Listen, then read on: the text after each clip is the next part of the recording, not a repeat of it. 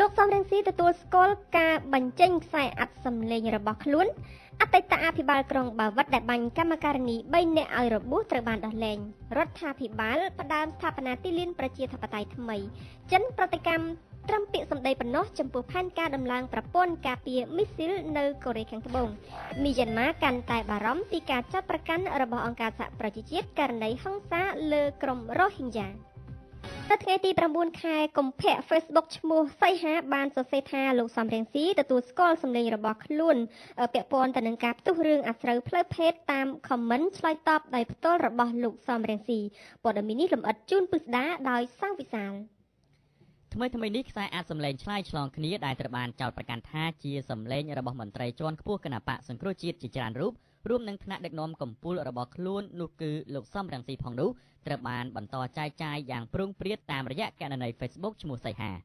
ក្រោយការបញ្ចេញខ្សែអាចសម្លេងសន្ទនាតាមទូរស័ព្ទនេះគេនៅមិនទាន់ឃើញមានសម័យខ្លួនដែលរងការចោទប្រកាន់ចេញមកបដិសេធឬទទួលយកនោះឡើយ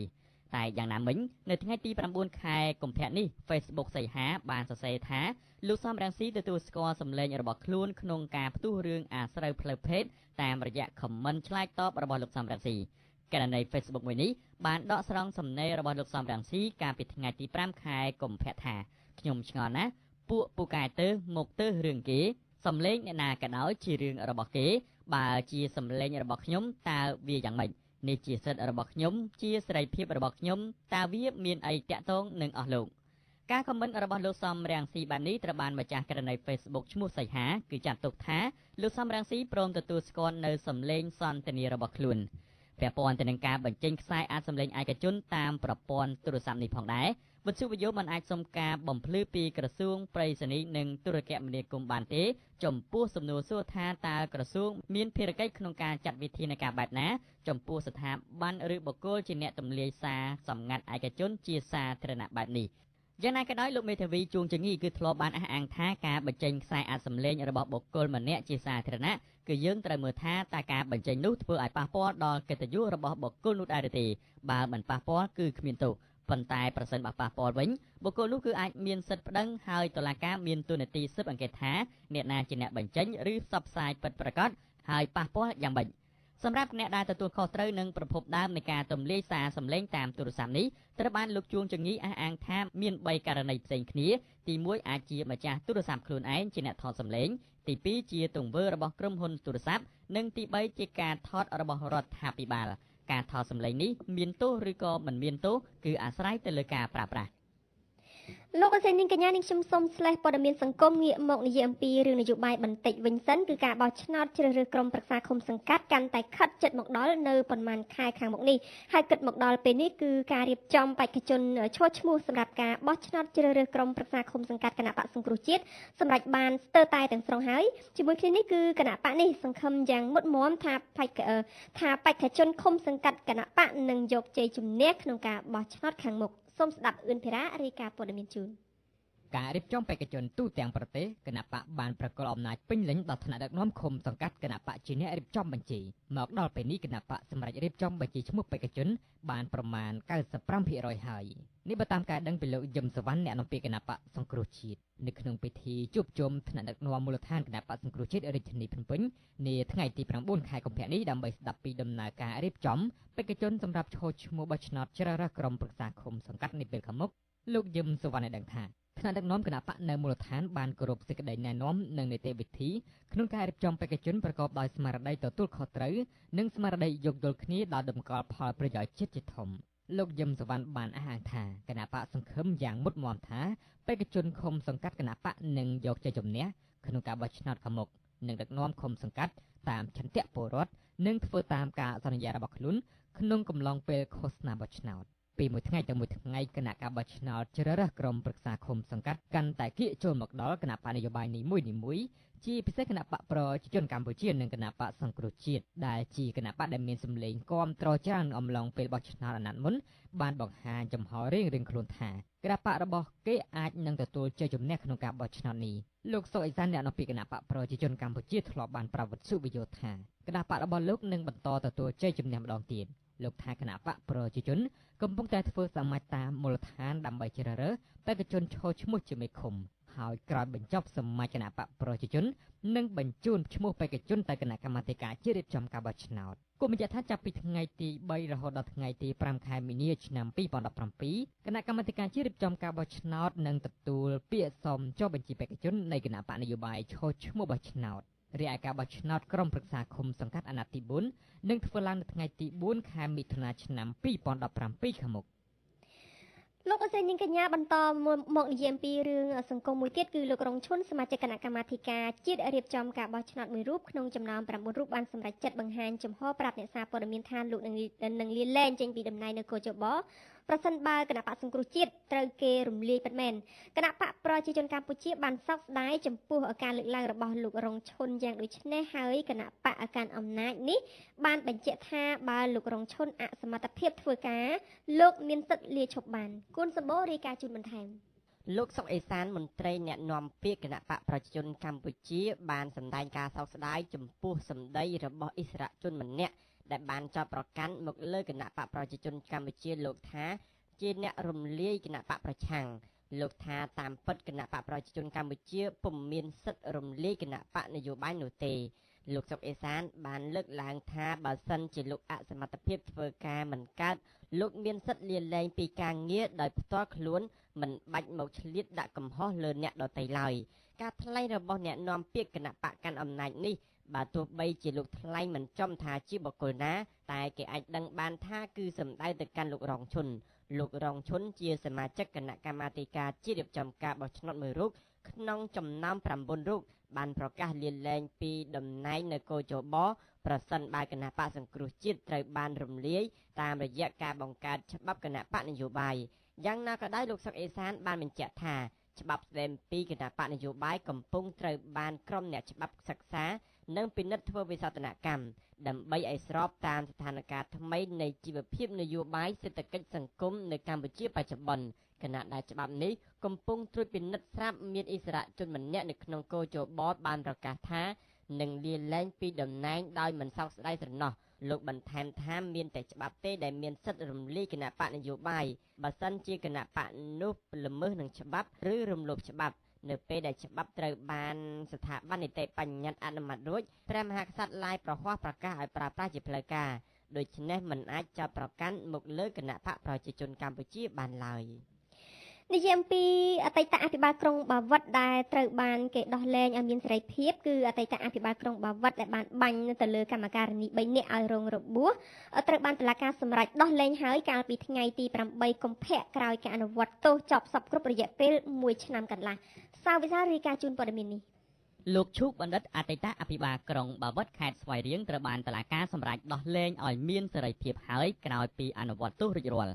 បើតាមសារព័ត៌មានក្នុងស្រុកមួយចំនួនបានចុះផ្សាយនៅថ្ងៃទី8ខែកុម្ភៈថាលោកឈូបណ្ឌិតដែលបានបាញ់ទៅលើកម្មការិនី3នាក់ឲ្យរងរបួសនៅក្នុងអំឡុងពេលធ្វើកោតកម្មនៅរោងចក្រកាវេកាលពីឆ្នាំ2012នោះគឺត្រូវបានដោះលែងចេញពីពន្ធនាគារហើយសូមបញ្ជាក់ថាអតីតអភិបាលក្រុងបាវិតរូបនេះត្រូវបានតុលាការខេត្តស្វាយរៀងសម្រេចផ្តន្ទាទោសដាក់ពន្ធនាគាររយៈពេល1ឆ្នាំកន្លះនិងពិន័យជាប្រាក់ចំនួន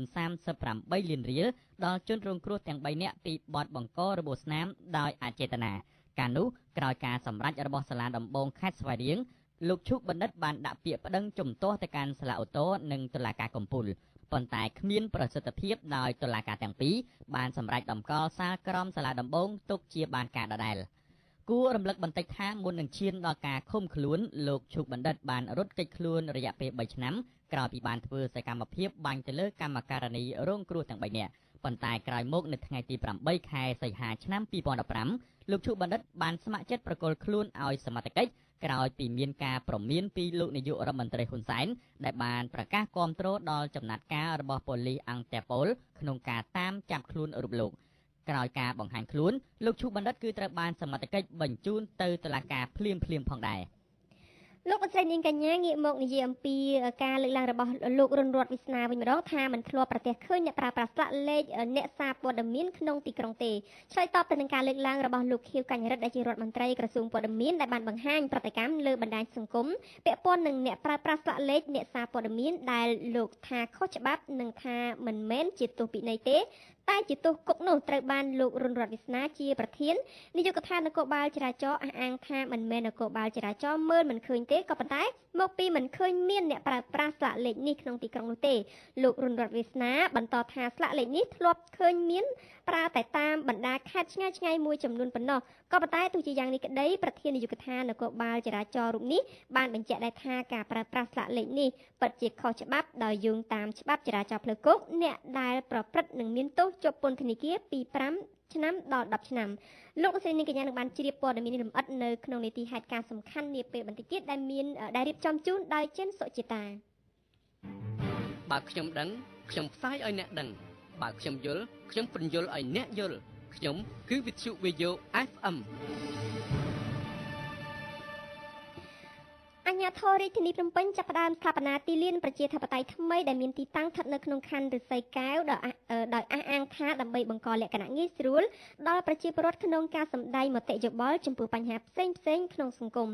ប៉ុន្តែមន្ត្រីសង្គមស៊ីវិលយល់ថាមិនចង់ឲ្យរដ្ឋាភិបាលដោះដូរទីតាំងថ្មីទេដោយថាទីតាំងចាស់ជាកន្លែងប្រជុំជនងាយស្រួលឲ្យប្រជាពលរដ្ឋជួបជុំសម្ដែងមតិគុណសម្បូររាយការណ៍ជូនលោកអ្នកនាងស្ដាប់លោកមានច័ន្ទយ៉ាដាអភិបាលរងនិងជាអ្នកនាំពាក្យឲ្យសាលារាជធានីភ្នំពេញបានឲ្យដឹងថាសាលាក្រុងបានផ្ដើមស្ថាបនាទីលានប្រជាធិបតេយ្យថ្មីហើយដែលមានទីតាំងនៅក្នុងខណ្ឌឫស្សីកែវលោកថាទីលានប្រជាធិបតេយ្យដែលកំពុងស្ថាបនានេះមានលក្ខណៈល្អប្រសើរជាងទីលានប្រជាធិបតេយ្យចាស់ដោយសារតែមានទីធ្លាក្រាលការ៉ូសួនច្បារចំណតរថយន្តបង្គោលហ្វាបំភ្លឺនិងបោកអង្គុយលេងសម្រាប់ប្រជាពលរដ្ឋលំហែកាយកម្សាន្តផងដែរបើតាមលោកមានច័ន្ទយ៉ាដាបានអះអាងទៀតថាការសម្រេចបដូរទីតាំងទីលានប្រជាធិបតេយ្យនេះដោយសារតែកន្លែងថ្មីមានទីតាំងធំទូលាយអាចផ្ទុកមនុស្សបានច្រើនហើយគ្មានលំនៅឋាននិងអាជីវកម្មនៅក្បែរនោះដូច្នេះវាមិនបង្កការរំខានដល់អ្នកដទៃឡើយលោកបន្ថែមទៀតថាអាជ្ញាធរនឹងប្រើប្រាស់រយៈពេលជាង3ខែដើម្បីស្ថាបនាសួនប្រជាធិបតេយ្យថ្មីនេះក្នុងទំហំជាង 13,000 ម៉ែត្រក្រឡាឲ្យហើយនៅក្នុងកំឡុងខែឧសភាខាងមុខនេះដើម្បីឆ្លើយតបទៅនឹងការចង់បានទីលានប្រជាធិបតេយ្យដែលស័ក្តិសមទៅនឹងការសម្ដែងមតិនិងការមិនរំខានដល់អ្នកដទៃគូបញ្ជាក់ថាការដូរទីតាំងទីលានប្រជាធិបតេយ្យនេះបានធ្វើឡើងក្រោយពីមានការបញ្ជាពីលោកនាយរដ្ឋមន្ត្រីហ៊ុនសែនដែលលោកនាយរដ្ឋមន្ត្រីចង់យកទីតាំងចាស់ជាកន្លែងសម្រាប់ប្រគំតន្ត្រីរបស់ជនពិការវិញយ៉ាងណាក្តីចំពោះសង្គមស៊ីវិលវិញយល់ថាពួកគេមិនចង់ឲ្យរដ្ឋាភិបាលដូរទីតាំងទីលានប្រជាធិបតេយ្យនោះទេដោយសារតែទីតាំងបច្ចុប្បន្ននេះស្ថិតនៅក្នុងទីប្រជុំជនងាយស្រួលឲ្យប្រជាពលរដ្ឋជួបជុំសម្ដែងមតិបង្ហាញសាធារណជននិងរដ្ឋាភិបាលពីទុក្ខកង្វល់របស់ពួកគេសង្គមស៊ីវិលយល់ថាបើទីលានប្រជាធិបតេយ្យបដូរទៅទីតាំងដាច់ស្រយាលឬឆ្ងាយពីស្ថាប័នរដ្ឋនោះការសម្ដែងមតិរបស់ប្រជាពលរដ្ឋពុំមានន័យនោះទេនិយាយអំពីព័ត៌មានសុខភាពវិញម្ដងជំងឺគ្រុនចាញ់ក្នុងមួយឆ្នាំ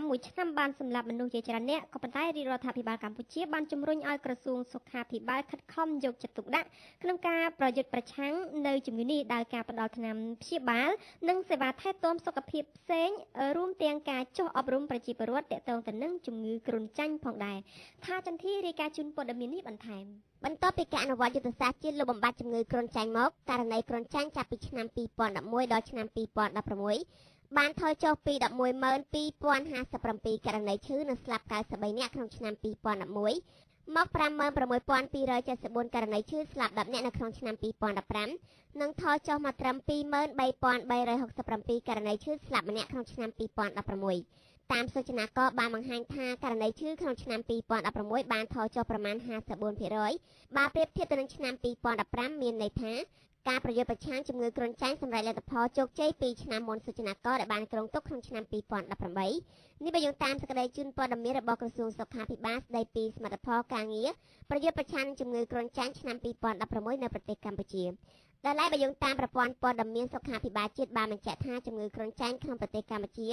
នាអំឡុងទសតវត្សឆ្នាំ80និង90មានករណីគ្រុនចាញ់ប្រមាណ 130,000 ករណីឈឺនិងស្លាប់ពី700ទៅ800នាក់ក្នុងមួយឆ្នាំហើយក្នុងអំឡុងពីឆ្នាំ2000ដល់2010មានករណីជំងឺប្រចាំឆ្នាំប្រមាណជា 92,213 ករណីឈឺនិងស្លាប់ប្រមាណជាង357នាក់ក្នុងមួយឆ្នាំបាទទោះបីជាការប្រយុទ្ធប្រឆាំងនឹងជំងឺគ្រុនចាញ់នៅកម្ពុជាកំពុងទទួលបាននូវលទ្ធផលល្អក៏ដោយ ប៉ុន្តែសកម្មភាពដែលជាយុទ្ធសាស្ត្រធំៗ5ក្នុងអភិក្រមការងារឆ្នាំ2011ដល់2020កំពុងត្រូវបានប្រតិបត្តិការប្រកបដោយការយកចិត្តទុកដាក់ព្រមទាំងបន្តការអនុវត្តជាប្រចាំនិងជាបន្តបន្ទាប់រួមមានការសម្របសម្រួលនិងគ្រប់គ្រងបណ្ដាញកម្មវិធីថ្នាក់ជាតិរហូតដល់ថ្នាក់ក្រោមជាតិផ្ដល់សេវាពិនិត្យនិងព្យាបាលដែលធ្វើរោគវិនិច្ឆ័យច្បាស់លាស់លើករណីសង្ស័យជំងឺគ្រុនចាញ់និងផ្ដល់ការព្យាបាលដោយថ្នាំដែលមានប្រសិទ្ធភាពបង្ការការចម្លងជំងឺគ្រុនចាញ់ដល់ប្រជាជនប្រឈមឲ្យបានយ៉ាងតិច90%ពង្រឹងប្រព័ន្ធអង្កេតតាមដានស្ថានភាពជំងឺគ្រុនចាញ់និងលើកកម្ពស់ចំណេះដឹងឲ្យបានល្អប្រសើរឡើងនៅសុខភាពសហគមន៍តាមរយៈមធ្យោបាយអប់រំសុខភាពសូមបញ្ជាក់ផងដែរថាយុទ្ធសាស្ត្រជាតិលើបំបាត់ជំងឺគ្រុនចាញ់នៅកម្ពុជាឆ្នាំ2011ដល់2025ត្រូវបានប្រកាសដាក់ឲ្យអនុវត្តក្នុងខែមីនាឆ្នាំ2011ព័ត៌មានក្នុងប្រទេសព្រឹត្តិការណ៍ជុំវិញពិភពលោកសូមស្ដាប់វិទ្យុ Video FM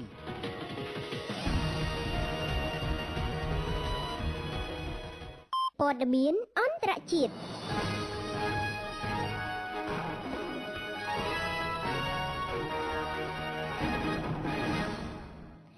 បើគិតពីវិធានការក្តៅណាមួយប្រឆាំងផែនការដំឡើងប្រព័ន្ធការពារមីស៊ីលនៅកូរ៉េខាងត្បូងចិនមិនទាន់បានប្រកាសទេប៉ុន្តែអ្វីដែលចិនធ្វើត្រឹមតែប្រតិកម្មដោយពាក្យសម្ដីប៉ុណ្ណោះមិនបានសងសឹកនឹងកូរ៉េខាងត្បូងតាមវិធានការជាក់ស្ដែងឡើយពេញភេងរាយការណ៍ព័ត៌មាននេះបន្ថែមរដ្ឋមន្ត្រីក្រសួងហិរញ្ញវត្ថុកូរ៉េខាងត្បូងបាននិយាយនៅថ្ងៃទី9កុម្ភៈនេះថាចិនមិនបានចាត់វិធានការតបតណាមួយទេជុំវិញផែនការដាក់ពង្រាយប្រព័ន្ធការពារមីស៊ីលនៅកូរ៉េខាងត្បូងបន្ទាប់បីជាកូរ៉េខាងត្បូងបានត្រៀមរួចជាស្រេចដាក់ពាក្យប្តឹងចិនប្រសិនបើចាំបាច់ចិនកន្លងមកបានប្រឆាំងដាច់ខាតផែនការដាក់ពង្រាយប្រព័ន្ធការពារមីស៊ីលនេះប៉ុន្តែប្រតិកម្មធ្វើឡើងដោយពាក្យសម្ដីប៉ុណ្ណោះមិនទាន់មានចាត់វិធានការជាក់ស្ដែងឡើយលោករដ្ឋមន្ត្រីហិរញ្ញវត្ថុកូរ៉េខាងត្បូងបានឆ្លើយតបនឹងសំណួរសមាជិកសភាដែលសួរថាតើចិនបានសងសឹកក្រុមហ៊ុនកូរ៉េខាងត្បូងយ៉ាងណាទាក់ទងទៅនឹងផែនការដាក់ពង្រាយប្រព័ន្ធការពារមីស៊ីលក្នុងឆ្នាំនេះ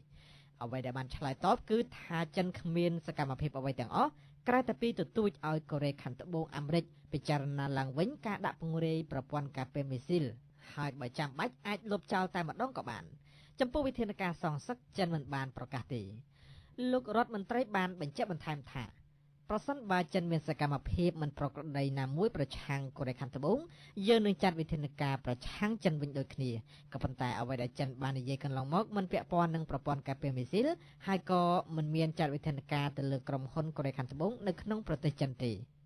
សូមបញ្ជាក់ថាផែនការដំឡើងប្រព័ន្ធការពារមីស៊ីលអាមេរិកគ្រោងដំឡើងនៅកូរ៉េខាងត្បូងនៃឆ្នាំនេះហើយដើម្បីទប់ទល់នឹងការគំរាមកំហែងនុយក្លេអ៊ែររបស់កូរ៉េខាងជើងកូរ៉េខាងត្បូងនិងអាមេរិកអះអាងម្ដងហើយម្ដងទៀតថាប្រព័ន្ធការពារមីស៊ីលនេះមិនប៉ះពាល់ប្រយោជន៍ប្រទេសណាទេក៏ប៉ុន្តែចិនមិនទុកចិត្តព្រោះខ្លាចប្រព័ន្ធរ៉ាដាននៃប្រព័ន្ធការពារមីស៊ីលអាចតាមដានដឹងសកម្មភាពនៅក្នុងប្រទេសចិនអញ្ចឹងហើយបានជាចិនទទូចឲ្យគិតម្ដងទៀតអង្គការសហប្រជាជាតិមិនសប្បាយចិត្តនឹងសកម្មភាពកងទ័ពនៅរដ្ឋរ៉ាហ៊ីនប្រទេសមីយ៉ាន់ម៉ាទេអង្គការសហប្រជាជាតិចាត់ប្រកាន់ថាកងទ័ពប្រើអំពើខុសខើដែលមានសម្លាប់ផងរំលោភបំពានផងលើក្រុមរ៉ូហីងយ៉ានៅទីនោះការចាត់ប្រកាន់កំពុងធ្វើឲ្យមីយ៉ាន់ម៉ាបារម្ភកាន់តែខ្លាំងនិងបានចាត់ចែងក្រុមស៊ើបអង្កេតករណីនេះពេញភេងត្រឡប់មកលម្អិតជូនព័ត៌មាននេះសារជាថ្មីរដ្ឋាភិបាលមីយ៉ាន់ម៉ាបានបង្ហាញការព្រួយបារម្ភយ៉ាងខ្លាំងជុំវិញរបាយការណ៍អង្គការសហប្រជាជាតិក្រោមការចាប់ប្រកាន់ថាមានអំពើឃោរឃៅប្រឆាំងក្រុមមូស្លីមរ៉ូហីងយ៉ានៅក្នុងរដ្ឋរ៉ាហ៊ីននៃប្រទេសមីយ៉ាន់ម៉ាក្នុងសេចក្តីថ្លែងការណ៍ចេញកាលពីថ្ងៃទី8កុម្ភៈក្រសួងការបរទេសមីយ៉ាន់ម៉ានិយាយថារដ្ឋាភិបាលកំពុងស៊ើបអង្កេតលើការចាប់ប្រកាន់ហើយនឹងចាត់វិធានការលើអ្នកប្រព្រឹត្តប្រសិនបើរកឃើញភស្តុតាងថាមានការរំលោភសិទ្ធិមនុស្សការិយាល័យសិទ្ធិមនុស្សអង្គការសហប្រជាជាតិកាលពីសប្តាហ៍មុនបាននិយាយថាកងទ័ពមីយ៉ាន់ម៉ាបានសម្លាប់យ៉ាងរង្គាលនិងរំលោភបំពានក្រុមរ៉ូហីងយ៉ាហើយមានទង្វើផ្សេងៗទៀតដែលទំនងដោយចង់បោះសម្អាតក្រុមជនជាតិភាគតិចរបាយការណ៍អង្គការសហប្រជាជាតិបានប៉ាន់ស្មានថាប្រជាជនប្រមាណ 66,000 នាក់បានចាកចេញពីរដ្ឋរ៉ាហ៊ីនជាតំបន់ស្ថិតនៅភាគខាងជើងប្រទេសមីយ៉ាន់ម៉ាឆ្ពោះទៅកាន់ប្រទេសបង់ក្លាដេសចាប់តាំងពីយោធាចូលបង្ក្រាបស្វែងរកអ្នកវាយប្រហារលើប៉ុស្តិ៍ប៉ូលីសកាលពីថ្ងៃទី9ខែតុលាឆ្នាំមុននៅក្នុងសេចក្តីថ្លែងការណ៍របស់ខ្លួនក្រសួងការបរទេសមីយ៉ាន់ម៉ាបានបញ្ជាក់ថាការវាយប្រហារកាលនោះធ្វើឡើងដោយក្រុមខ្មាំងកាំភ្លើងក្រោមការឧបត្ថម្ភពីក្រៅប្រទេសហើយទង្វើនោះពិតជាគំរាមកំហែងដល់ស្ថិរភាពនិងការអភិវឌ្ឍនៅក្នុងរដ្ឋក្នុងកាលៈទេសៈនេះរដ្ឋាភិបាលកំពុងចាត់វិធានការធានាពីសុវត្ថិភាពនិងសន្តិសុខប្រជាជន ហើយកងកម្លាំងសន្តិសុខបានទទួលការណែនាំឲ្យធ្វើសកម្មភាពស្របច្បាប់ជៀសវាងការប្រើកម្លាំងហួសហេតុសូមបញ្ជាក់ថាការចោទប្រកាន់របស់អង្គការសហប្រជាជាតិមានអនុប្រធានាធិបតីមីយ៉ាន់ម៉ាជាអ្នកដឹកនាំគណៈកម្មការស៊ើបអង្កេតគណៈកម្មការត្រូវស្នើសុំឲ្យបញ្ជូនរបាយការណ៍នៅចុងខែមករាឆ្នាំនេះប៉ុន្តែបានពន្យាពេលរងចាំរបាយការណ៍ទាំងអស់រៀបចំរួចរាល់សិនទីប្រឹក្សាពិសេសអង្គការសហប្រជាជាតិទប់ស្កាត់អំពើប្រល័យពូជសាសន៍បាននិយាយថាគណៈកម្មការដឹកនាំដោយអនុប្រធានាធិបតីមិនមែនជាជំរើសគួរឲ្យទុកចិត្តទេនៅក្នុងការស៊ើបអង្កេតករណីប្រព្រឹត្តអំពើឃោរឃៅលើក្រុមរ៉ូហិញ៉ាបញ្ចប់ព័ត៌មានអន្តរជាតិដល់និយាយពីព្រឹត្តិការណ៍នៅក្នុងប្រទេសអង់គ្លេសសមាជិកសភាអង់គ្លេសកាលពីថ្ងៃទី8កុម្ភៈបានគាំទ្រយ៉ាងលើសលប់ច្បាប់ឲ្យលោកស្រីនាយករដ្ឋមន្ត្រី Theresa May ចាប់ផ្ដើមការចរចាចាកចេញពីអឺរ៉ុបក្រោយធ្វើប្រជាមតិប្រជាជនតាំងពីខែមិថុនាឆ្នាំ2016ការប្រកាសគាំទ្រឲ្យនាយករដ្ឋមន្ត្រីចាប់ផ្ដើមចរចានាំយកអង់គ្លេសខិតកាន់តែជិតជំហានសំខាន់សមាជិកសភាបានបោះឆ្នោតចំនួន494សម្លេងទល់នឹង122សម្លេងគាំទ្រច្បាប់អនុញ្ញាតឲ្យលោកស្រីមេចាប់ផ្ដើមពិភាក្សាលើមាត្រា50នៃសន្ធិសញ្ញាលីស្បូនដែលនឹងប្រើរយៈពេលពិភាក្សា2ឆ្នាំដកអង់គ្លេសចេញពីសមាជិកអឺរ៉ុបមាន28ប្រទេសលោកអសីនាងកញ្ញានីតិផ្សាយបន្តជានីតិហេតុការណ៍សំខាន់លើកឡើងអំពីលោករុនរតន៍វាសនាថាមិនធ្លាប់ប្រទះអ្នកប្រើប្រាស់ស្លាកលេខសារព័ត៌មាននៅក្នុងទីក្រុងទេបន្ទាប់មកគឺជានីតិភ្ញៀវប្រចាំសប្តាហ៍ស្ដីពីអ្នកស្រីមូសុខហួរពីកូនស្រីត្រកូលគ្រួសារសាមញ្ញមកជាស្ត្រីឆ្នើមក្នុងវិស័យនយោបាយចំណែកនីតិបន្ទាប់ជានីតិអាជីពនិងមុខរបររៀបចំជូនដោយថុចធីរ៉ាលើកឡើងអំពីលោកយាយវ័យ80ឆ្នាំលក់ផ្កាចិញ្ចឹមកូនដែលពិការដោយគ្រោះថ្នាក់ចរាចរណ៍បើខ្ញុំដឹងខ្ញុំផ្សាយឲ្យអ្នកដឹងបើខ្ញុំយល់ខ្ញុំបញ្យល់ឲ្យអ្នកយល់ខ្ញុំគឺវិទ្យុខ្មែរអន្តរជាតិ VO FM ហេតុការណ៍សំខាន់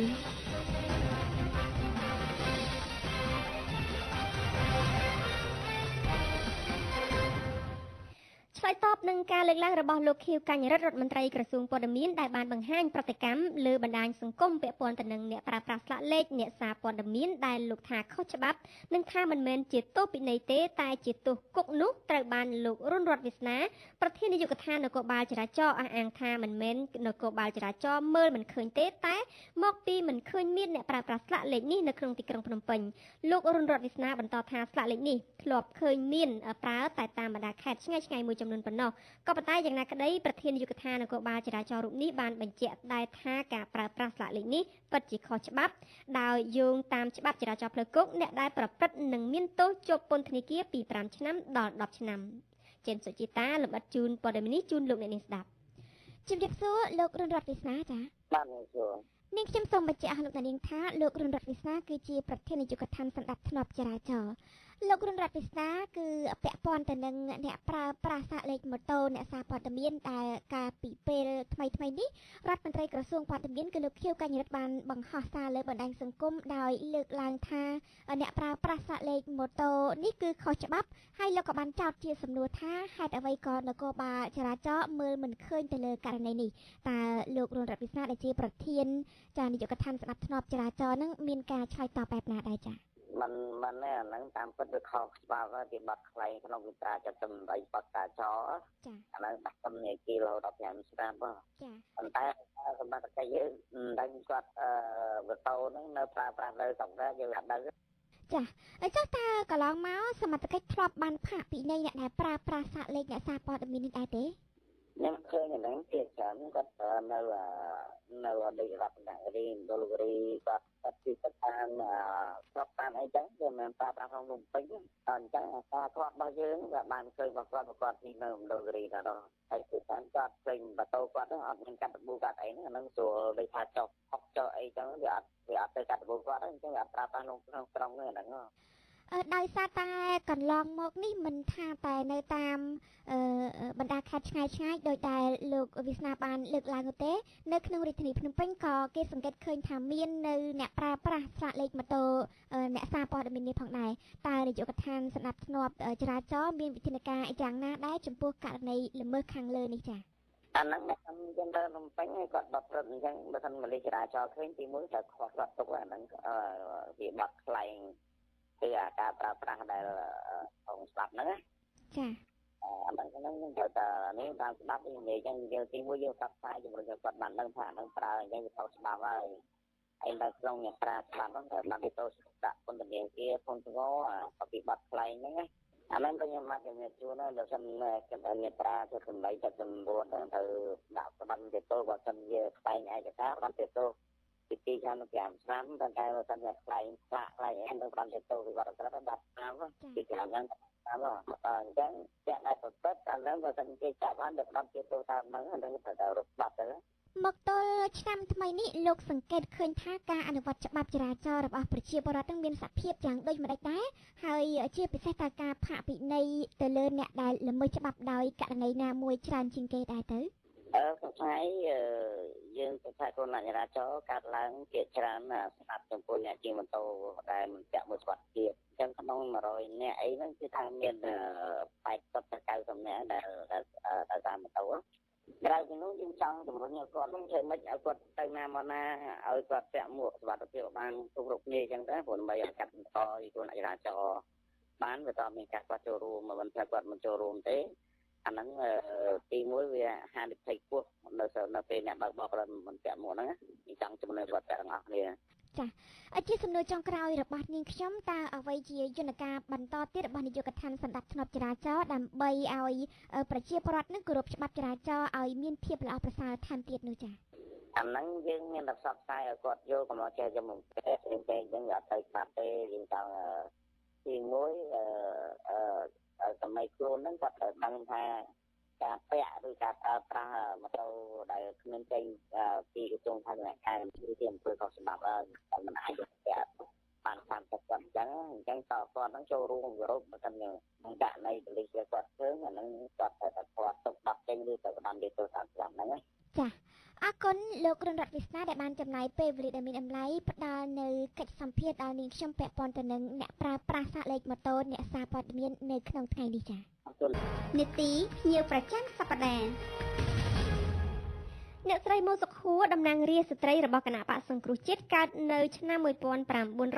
ក្នុងត្រកូលគ្រួសារសាមញ្ញមួយដោយសារតែស្រុកកាត់សង្គ្រាមនាទសវត្សរ៍ឆ្នាំ1970អ្នកស្រីបានភៀសខ្លួនទៅក្រៅប្រទេសនាអាយុ18ឆ្នាំអ្នកស្រីបានទទួលការសិក្សានៅប្រទេសបារាំងនិងអាយុ21ឆ្នាំអ្នកស្រីបានបន្តការសិក្សានៅអាមេរិករហូតបញ្ចប់សញ្ញាបត្រអនុបណ្ឌិតចិត្តសាស្ត្រនិងសង្គមវិទ្យានៅទីនោះឆ្នាំនេះអ្នកស្រីបានត្រឡប់មកប្រទេសកម្ពុជាវិញនិងបានបំពេញបេសកកម្មការងារក្នុងអង្គការសហប្រជាជាតិផ្នែកមនុស្សធម៌អ្នកស្រីមូសុខួរប្រឡូកក្នុងឆាកនយោបាយដំបូងនៅក្នុងគណៈបកហ្វុនស៊ិនពេជ្ររហូតក្លាយជាតំណាងរាស្ត្រនិងរដ្ឋមន្ត្រីក្រសួងកិច្ចការនារីផងដែរក្រោយមកអ្នកស្រីក៏បានផ្លាស់ប្ដូរទ្រនំមករួមរស់ជាមួយនឹងគណៈបកសំរងស៊ីដែលបច្ចុប្បន្នជាគណៈបកសង្គ្រោះជាតិក្រោមការបង្រួបបង្រួមរវាងគណៈបកសំរងស៊ីនិងគណៈបកសិទ្ធិមនុស្សសូមអញ្ជើញស្ដាប់កិច្ចសម្ភាសន៍រវាងនាងខ្ញុំអ៊ុនសុកណានិងអ្នកស្រីមូសុខួរដូចតទៅ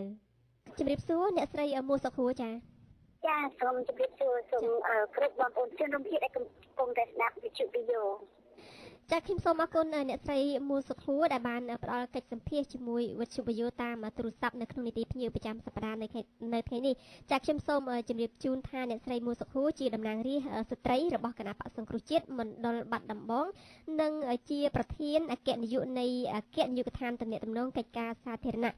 លោកលោកស្រីនាងកញ្ញានៅក្នុងកិច្ចសម្ភាសនីតិភ្ញៀវប្រចាំសប្តាហ៍នៅសប្តាហ៍នេះគឺខ្ញុំនឹងត្រឡប់ទៅរំលឹកពីអតីតកាលមួយចំនួនរបស់អ្នកស្រីមូសុខួរអ្នកស្រីមូសុខួរតាមខ្ញុំបានដឹងមុនអ្នកស្រីប្រឡូកក្នុងនយោបាយអ្នកស្រីក៏បានរៀបអាពាហ៍ពិពាហ៍រួចទៅហើយដែរជាមួយនឹងបរិសុជនបរទេសជនជាតិអាមេរិកម្នាក់នៅឆ្នាំ1984ហើយចំណងមេត្រីភាពរបស់អ្នកស្រីនិងស្វាមីគឺបានកើតឡើងនៅពេលដែលអ្នកទាំងពីរបានជួបគ្នានៅតាមជំរំជនភៀសខ្លួនខ្មែរសៀមក្នុងនាមជាអ្នកធ្វើការផ្នែកមនុស្សធម៌ដូចគ្នារបស់អង្គការសហប្រជាជាតិនៅក្នុងការបម្រើការងារផ្នែកមនុស្សធម៌របស់អង្គការអន្តរជាតិមួយនេះគ្រានោះតើមានអ្វីដែលធ្វើឲ្យអ្នកស្រីចងចាំមិនអាចបំភ្លេចបានមកទល់នឹងពេលនេះដែរឬទេចាអ្នកស្រីចាសូមជឿការធ្វើការងារនៅជំរំជនភៀសខ្លួននៅព្រំប្រទល់ខ្មែរថៃនេះធ្វើឲ្យខ្ញុំរៀនអំពីការលំបាកវិសោកវេទនានៃប្រជាពលរដ្ឋដែលដាក់ដឹងជាតិរបស់ខ្លួនខ្លាយទៅជាជនភៀសខ្លួនពាក្យឯកថាជនភៀសខ្លួននេះគឺមានអត្ថន័យខ្ពស់ណាស់មានន័យថាភៀសដោយសារអ្វី ភៀសដោយសារសង្គ្រាមដូច្នេះអ្វីដែលធ្វើឲ្យខ្ញុំរៀនសូត្ររហូតដល់ពេលនេះគឺគោលការណ៍របស់ខ្ញុំគោលយោបល់របស់ខ្ញុំនៅក្នុងអារម្មណ៍របស់ខ្ញុំគឺជាបំផុតគឺសង្គ្រាមជាបំផុតគឺអំពើហិង្សាជាបំផុតគឺការជិះជាន់ទៅដល់ប្រជាពលរដ្ឋដែលក្រីក្រហើយជាបំផុតគឺការបែកបាក់គ្រួសារបែកបាក់ពុកម្ដាយ ចាខ្ញុំចង់ដឹងថាតើដំបងឡើយនេះជីវិតអ្នកស្រីមួសុខួរស្ថិតនៅក្នុងលក្ខណៈគ្រួសារស្ថិតនៅក្នុងគ្រួសារបែបណាដែរក្នុងនាមជាគ្រួសារកសិករឬក៏ជាគ្រួសារអ្នករកស៊ីជំនួញបានជាជីវិតអ្នកស្រីបានរស័តអណ្ដែតបានទៅធ្វើការនៅក្នុងអង្គការសហប្រជាជាតិនាការនោះចា៎ ខ្ញុំជាត្រកូលអ្នកពុកម្ដាយដែលរកទទួលទានសាមញ្ញទេក៏ប៉ុន្តែបានផ្ដល់នៅចំណេះវិជ្ជាឲ្យខ្ញុំតាំងពីអាយុ5ឆ្នាំនៅជារដ្ឋាភិបាលរហូតទៅដល់ថ្នាក់ទី12បានរៀនសូត្រនៅសាលាបារាំងហើយពុកម្ដាយខ្ញុំគឺជាអ្នកដែលលើកតម្កើងនៅអ្វីដែលជាចាស់ចេះដឹងសម្រាប់កូនស្រីឲ្យស្មើនឹងកូនប្រុសហើយខ្លាចដោយសារការចម្បាំងនៅប្រទេសកម្ពុជាយើងចាក់បាក់បែកនៅក្នុងប្រទេសទាំងហើយនឹងរបបខ្មែរក្រហមមកហើយដែលធ្វើឲ្យខ្ញុំក៏ដូចជាពលរដ្ឋរាប់លានអ្នកចាក់ចេញពីប្រទេសជាតិយើងបានខ្ញុំបានចុះវិសារៀនបន្តរហូតទៅដល់អនុបណ្ឌិតដូច្នេះហើយបានជាខ្ញុំផ្ដល់តំណែងខ្ពស់ណាស់ដល់ស្ត្រីនៅក្នុងការអប់រំហើយលើកពីនេះទៅទៀតខ្ញុំផ្ដល់តំណែងខ្ពស់ណាស់ទៅដល់ថាយើងជាយុវជនហែកតស៊ូដើម្បីជីវិតរបស់យើងហើយដើម្បីតស៊ូនេះគឺដើម្បីភាពយុត្តិធម៌មិនត្រឹមតែចេះដឹងសម្រាប់ឲ្យយើងខ្លួនឯងទេគឺចេះដឹងដើម្បីផ្ដល់យុត្តិធម៌ជួយទៅដល់ជនដទៃចឹងហើយបានជានៅខ្ញុំបានជាប់អនុបណ្ឌិតខាងចិត្តសាស្ត្រហើយនិងសង្គមវិទ្យាខ្ញុំក៏សម្គាល់ឃើញដែរថាបើទោះបីជាអ្នកស្រីបានរៀបអាពាហ៍ពិពាហ៍ក៏ដូចជាធ្លាប់បានទៅរស់នៅក្រៅប្រទេសអស់រយៈពេលជាច្រើនឆ្នាំទៅហើយក្តីក៏ប៉ុន្តែអ្នកស្រីនៅតែមិនចាក់ចោលពីប្រទេសកម្ពុជាមិនចាក់ចេញពីប្រទេសកម្ពុជាទេដោយបន្តនៅតស៊ូរស់នៅក្នុងអាជីពជាអ្នកនយោបាយនៅក្នុងនាមជាស្ត្រីប្រឡូកក្នុងអាជីពជាអ្នកនយោបាយនេះអ្នកស្រីក៏ធ្លាប់ត្រូវបានគេចាប់ឃុំខ្លួនផងដែរអំឡុងពេលតវ៉ាទាមទារឲ្យបើកទីលានប្រជាធិបតេយ្យឡើងវិញនៅឆ្នាំ2014អ្នកស្រីមួសុខួរជាមនុស្សស្រីផងតើអ្នកស្រីបារម្ភអំពីបញ្ហាសន្តិសុខផ្ទាល់ខ្លួនយ៉ាងម៉េចដែរជាពិសេសគឺក្នុងការប្រឡូកនយោបាយនោះចា៎អ្វីដែលខ្ញុំបារម្ភជាងគេមិនមែនសម្រាប់ខ្លួនខ្ញុំទេគឺសម្រាប់ស្ត្រីដទៃទៀតជាស្ត្រីងាយនឹងការរងគ្រោះនឹងការប៉ះពាល់ទៅដល់ផ្លូវកាយផ្លូវចិត្តផ្លូវភេទណាដូច្នេះការដែលយើងទៅតស៊ូនេះខ្ញុំពេលដូចជាស្ត្រីយើងតស៊ូធ្វើបាតុកម្មធ្វើកោតកម្មជាកម្មករការនីខ្ញុំបារម្ភនៅសុខភាពរបស់បងប្អូនយើងដែលជាអ្នកតស៊ូរកយុត្តិធម៌ការតស៊ូនេះជាការតស៊ូមួយសុទ្ធដោយយកចិត្តយកអារម្មណ៍និងយកប្រាជ្ញាយកមកផ្គុំជាមួយនឹងការលំបាកទើបអាចបានផលមកមិនមែនសម្រាប់បុគ្គល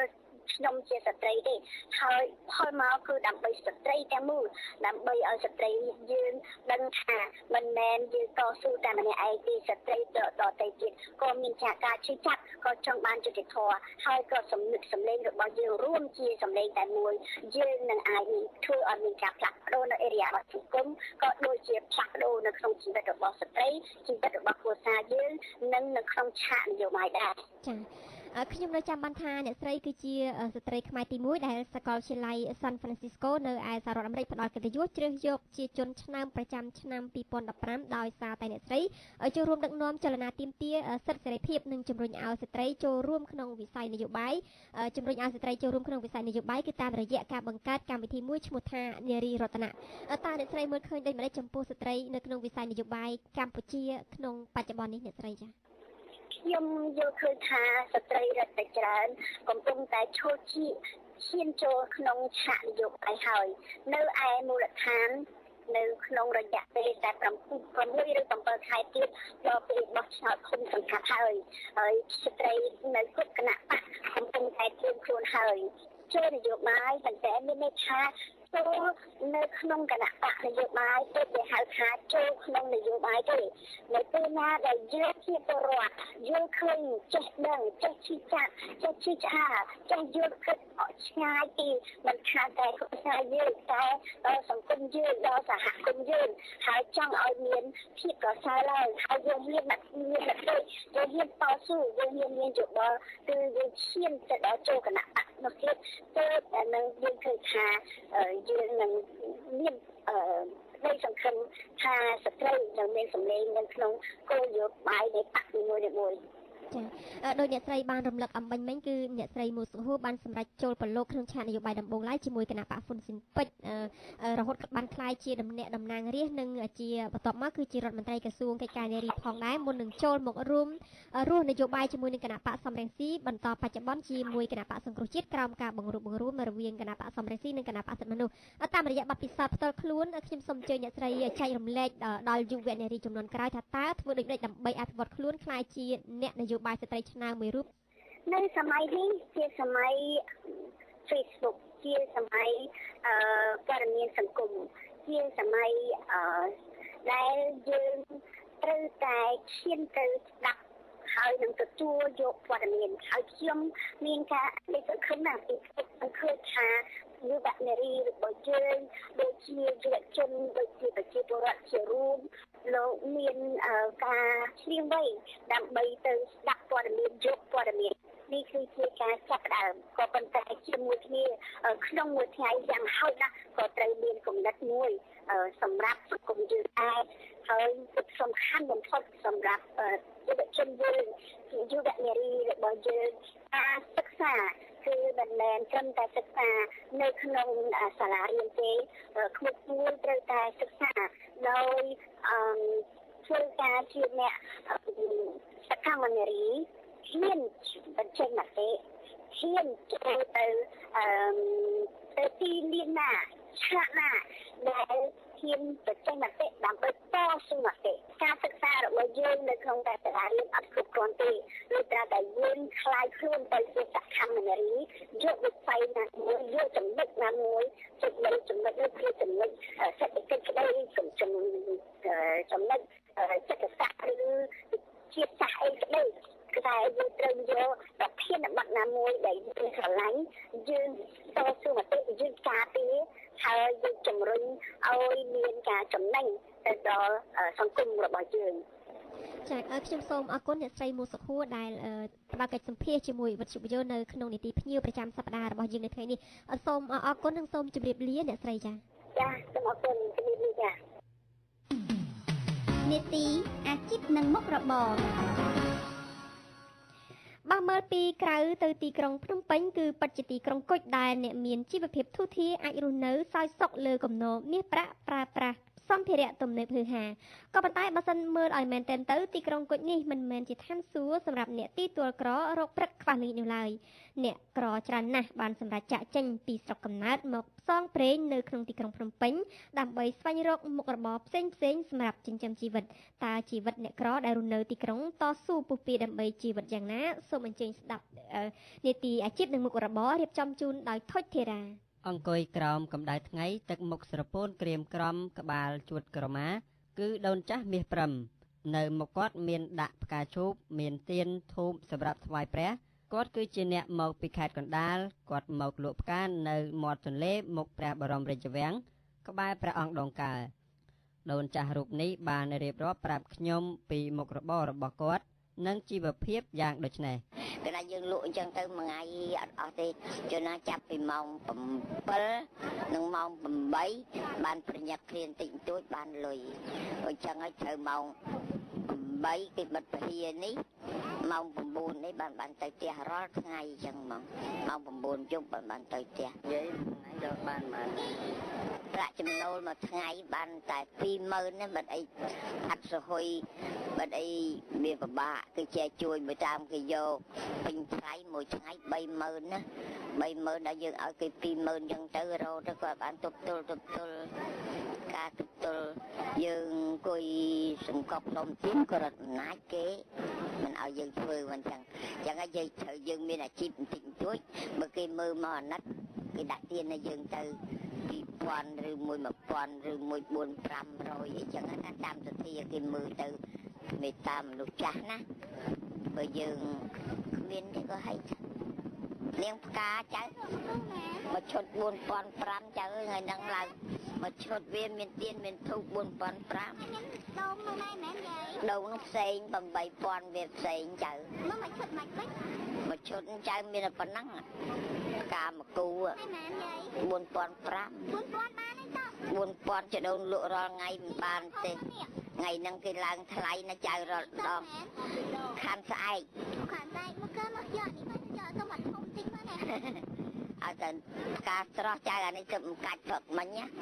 គេកាច់ពីយប់ព្រលឹមឡើងគេមកដល់តែការអន់គេចេះលក់បោកបោះទៅណាថាទិញធូបទៅទេផងមែនចា1000នាងអូយ500បានហើយអានេះធំណាស់នាងអត់បានធូបទេអាចទៅមកដល់ទៀននេះវាទៅធូបអូធូបហ៎ចាធូប500អត់5000 4500 ទិញលុបធ្វើផ្កាពីគេមកប្រហែលដែរឲ្យលុបទិញចំណេញបានមិននៅក្នុងនោះចំណាក៏លុបផ្កានឹងបានចំណេញ200 300ចំណាអត់មានព្រោះថាផ្កាឡើងថ្លៃពេកមិនទៀងចៅចំណាក៏លុបបានដូចលក់ឲ្យគេមិញចឹងទៅទាំងអស់ហ្នឹងបាន500ចំណាវាខាតវិញមកដូចថាកុំឲ្យគេអតិថិថាបំណងមកឲ្យយើងលក់ថ្លៃពេកណាចឹងក៏លក់ឆិនឆៃទៅបានចំណេញខ្លះអត់ខ្លះទៅដូចចឹងជាមនុស្សចាស់ជរាផងទីតក្រផង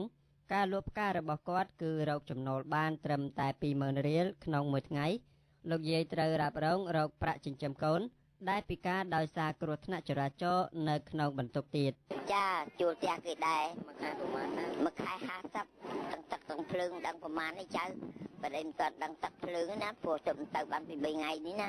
កាលមុនខ្ញុំនៅពេញមួយខែ150ទឹកភ្លើងគេ40រៀលចិត្ត190ខ្ញុំនៅជាមួយកូនស្រីមួយម៉ាយណាមានម៉ាយជាង20ឆ្នាំហើយចឹងប៉ុន្តែដល់គ្នានឹងវិចារីវាបាក់វាបែកទៅហ្នឹងវាទៅជាពិបាករកការងារធ្វើមិនរួចគួរទៅជាកម្លាំងរបស់ខ្ញុំជួយផ្សំគ្នាចឹងទៅហើយឥឡូវលោកយាយនៅជាមួយកូនស្រីនេះចាដែលនៅជាមួយនឹងគាត់គ្រោះថ្នាក់យ៉ាងម៉េចចាគ្រោះថ្នាក់ចរាចរណ៍ចឹងរាល់ថ្ងៃលោកយាយរកតែជាអ្នកផ្គត់ផ្គង់ចាវាពិបាកអញ្ចឹងក៏ចាស់ខ្ញុំពិបាកវិធានាលោកគ្រូវាអ្នកគ្រោះថ្នាក់ចរាចរណ៍យ៉ាងមួយ20ជាងហើយទៅជិះម៉ូតូគេហ្នឹងបុកអាលបងវត្តទៅបែកអាលៀបបាលអស់ថ្ងៃហ្នឹងឥឡូវជួយធ្វើអីក៏មិនបានជួយធ្វើអីវាសង្គមនេះផងណាមានស្រាបន្តិចទៅមានម៉ាតិចទៅវាចំហៅមួយថ្ងៃទៀតទៅលុយយើងអង្គុយរកចឹងបានខ្ញុំឡើងពេញហ្នឹងភឿនខ្ញុំហ្នឹងឯណាឯនេះបាទខ្ញុំដាច់ចិត្តទៅជួលផ្ទះគេនៅពេលឯងវិញលោកយាយវ័យ80ឆ្នាំបន្តទាំងមុខស្ងួតថាគាត់ក៏ជាជនក្រីក្រដែរប៉ុន្តែអាជ្ញាធរហាក់មិនអើពើដល់គាត់និងគ្រួសារឡើយដោយសារជីវភាពលំបាកខ្លាំងគាត់ដាច់ចិត្តខ្ចីលុយរាប់របស់ឯកជនដើម្បីបង់ថ្លៃផ្ទះត្រង់ចឹងចៅចេះថាគេលោរត់អំណាចចៃអីធ្វើទៅថតទៅអីទៅអត់ដែលបាត់អីដែរធានព្រមឃុំគេមិនដែលឡើងទៅសុំឲ្យទៅចែកអ្នកក្រពិតប្រកបទៅគេមិនដែលផកចេះយ៉ាងអង្គុយចឹងចៅអង្គុយចំណាំអង្គុយទៅដល់ក្តៅម៉ោង1បានទៅរកដើមឈើជ្រោកចំណារត់ណាច់ក៏វាឲ្យជ្រោកចំណាគេមិនឲ្យជ្រោកទេវាខ្សិចស៊ីសួនគេមិនឲ្យចូលជ្រោកទេបើតែអត់លហើងចឹងចែកមកមានបានអីបើដល់លុយជីម៉ូតូដុបវឹកទៅផ្ទះហ្នឹងរលុយជាអតុកទៅបានទេទៅផ្ទះខ្ញុំដេកបានប្រហែល2យប់3យប់ហើយជួលផ្ទះគេពេលឯងនៅហ្នឹងទេឥឡូវតាំងជីម៉ូតូថ្លៃផងរកអត់បានក្នុងមួយខែនេះខ្ញុំរកអត់ទៅបាន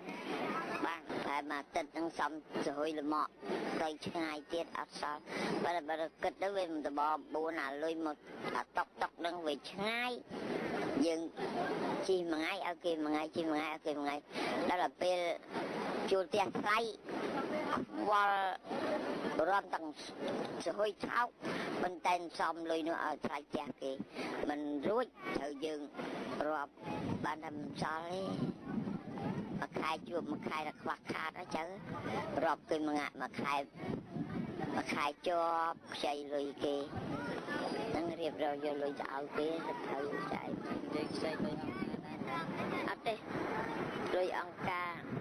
អត់ដែលបានខ្ចីលុយគេរាប់នៅហ្នឹងអញ្ចឹង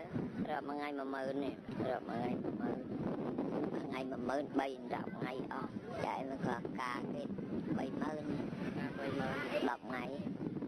អត់3ចឹងឲ្យលុយចាយបាត់10ថ្ងៃការគេ3ថ្ងៃ3100000នឹងទៅយកគេមិនចាំមិនត្រូវថ្ងៃនេះឲ្យតែយកវិញទេអត់លុយទៅព្រួយចិត្តចឹងគួរចឹងនៅចឹងខ្លាចអត់លុយឲ្យគេមើលទៅបែបបើមិនយកបាក់ខាងយក50រៀលវាទៅមួយថ្ងៃបង់ឲ្យគេ20000យើងរមបានងាប់ទៅខ្វល់ចិត្តពេកយើងមិនដែរលុយខ្ញុំគិតអីមិន លោកយាយមាស5ត្រូវរស់យ៉ាងលំបាកដែលមួយថ្ងៃលក់ផ្កាបានចំណូលតិចតួចនិងត្រូវទទួលបន្ទុកចិញ្ចឹមកូនថែមទៀតពេលខ្លះគាត់លួចចូលចិត្តនឹងជីវិតរបស់គាត់ដែលផ្ទុយស្រឡះពីមនុស្សចាស់ដូចគ្នាផ្សេងទៀតគេមានកូនមើលថែទាំគ្រប់គងគ្រប់គ្រាន់មិនឲ្យលំបាកឡើយតែគម្លាតរវាងអ្នកមាននិងអ្នកក្រពិតជាមិនអាចលុបបំបាត់បានឬយ៉ាងណា